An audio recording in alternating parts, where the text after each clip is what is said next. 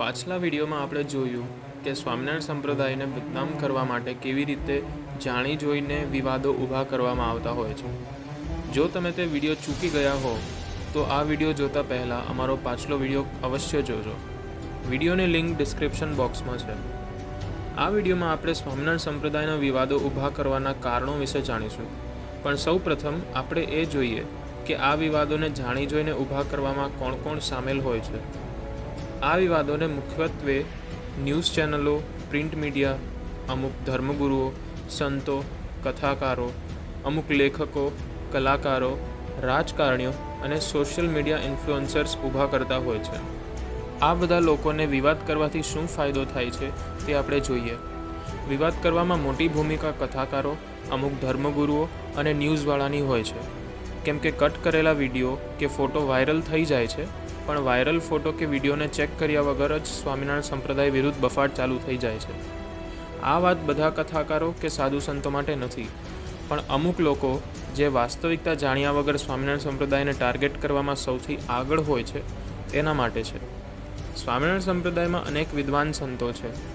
રાજકોટ ગુરુકુલના ચૈતન્ય સ્વામી, મંગલ સ્વામી, સરદારના નિત્ય સ્વરૂપ સ્વામી, સુપ્રસિદ્ધ સ્વામી સતશ્રી, આમરોલીના જ્ઞાનપ્રકાશ સ્વામી, સાળંગપુરના હરિપ્રકાશ સ્વામી, BAPSના જ્ઞાનવત્સલ સ્વામી, પોડકાસ્ટના માધ્યમથી લોકો સુધી સદવિદ્યાનું પ્રવર્તન કરી રહેલા અખંડ સ્વામી, કુંડળના જ્ઞાનજીવન સ્વામી વગેરે અનેક સંતો છે.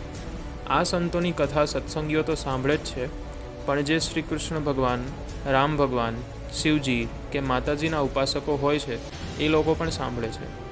કેમ કે આ સંતો નિખાલસ હૃદયથી અને વિધિવત રીતે શાસ્ત્રોને ખૂબ જ ડિટેલમાં અને સરળ ભાષામાં સમજાવતા હોય છે, જેને લીધે બહુ મોટી સંખ્યામાં લોકો એમને રોજ સાંભળે છે. જે અમુક કથાકારોને પચતું નથી.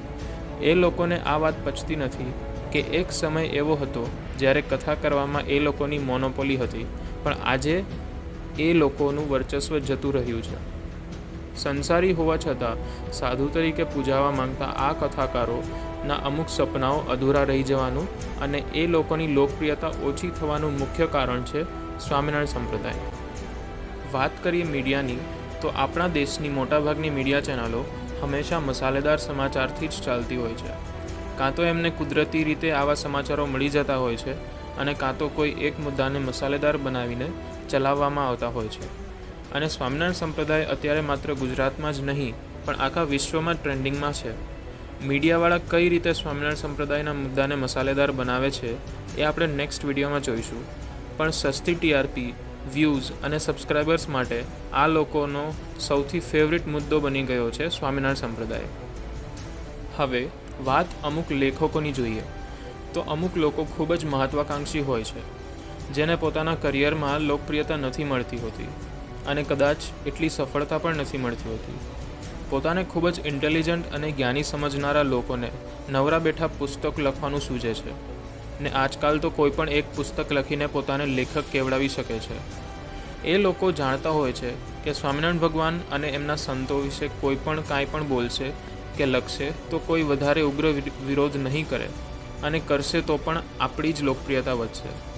અને ઘણીવાર ઈર્ષા કે દ્વેષમાં અમુક લોકો આવા ખોટા બની બેઠેલા લેખકોને આવી નફરતી પુસ્તકો લખવા માટે પૈસા પણ આપતા હોય છે. એટલા માટે આવા નવરા લોકોનો સૌથી સોફ્ટ ટાર્ગેટ હોય છે સ્વામિનારાયણ સંપ્રદાય. હવે રાજકારણીઓના ફાયદા પર એક નજર કરીએ તો રાજકારણી બનવા માટે સૌથી વધારે મહત્ત્વનું હોય છે એમની લોકપ્રિયતા. જેટલી વધારે લોકપ્રિયતા એટલા વધારે મત. અને જે રાજનેતાઓ મત માટે પોતાના સંતાનોના ખોટા સોગંદ ખાઈ શકે છે એવા રાજકારણીઓ મત માટે કાંઈ પણ કરી શકે છે. બધા રાજકારણીઓ ખરાબ નથી હોતા, આવા અમુક જ હોય છે.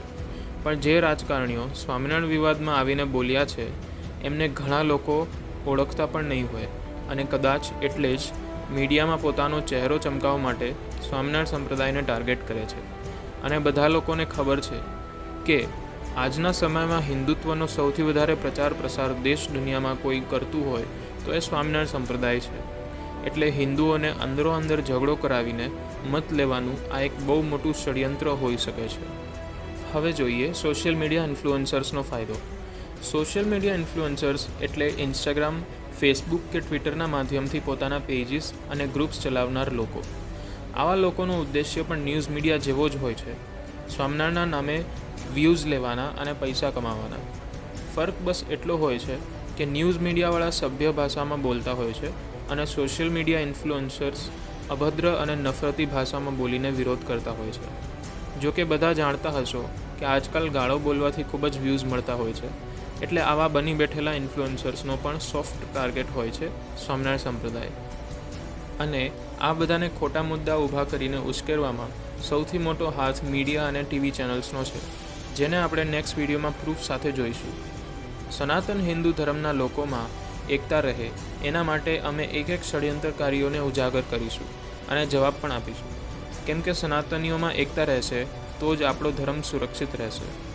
આ વિડીયોને વધુમાં વધુ શેર કરજો અને આવા ષડયંત્રકારીઓને ઓળખવા માટે અમારી ચેનલને સબસ્ક્રાઈબ કરી દેજો. જય શ્રી કૃષ્ણ, જય શ્રી રામ, જય શ્રી સ્વામિનારાયણ. સનાતન હિન્દુ ધર્મની જય.